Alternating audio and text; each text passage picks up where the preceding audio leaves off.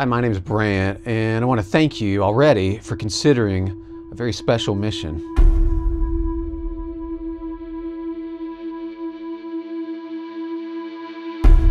When you knit for cure, you're doing something very near the heart of Jesus. I'm convinced of this because of his love for the least of these. Women and children in Afghanistan are some of the most vulnerable people on the planet.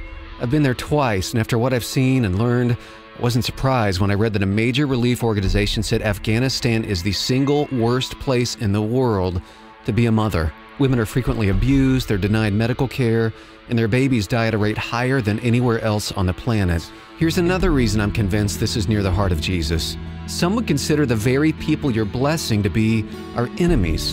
And Jesus tells us very simply to love our enemies and do good to them. So we're asking you to do something remarkable. Knit a baby hat and pray for that woman, that mom, and her baby when you're doing it. You don't know who's going to wind up wearing your knit hat or being wrapped in your blanket, but you can know they're facing some long odds.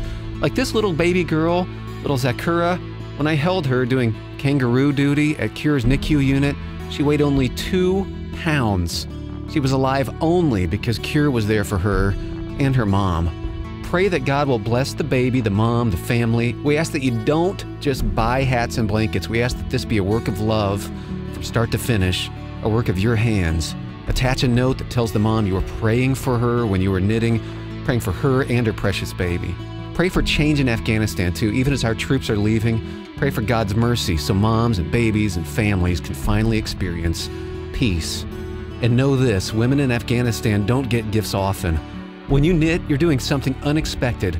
You're showing a vulnerable mom that someone, somewhere, loves her and her baby. You're doing something that will not be forgotten. You're doing something close to the heart of Jesus.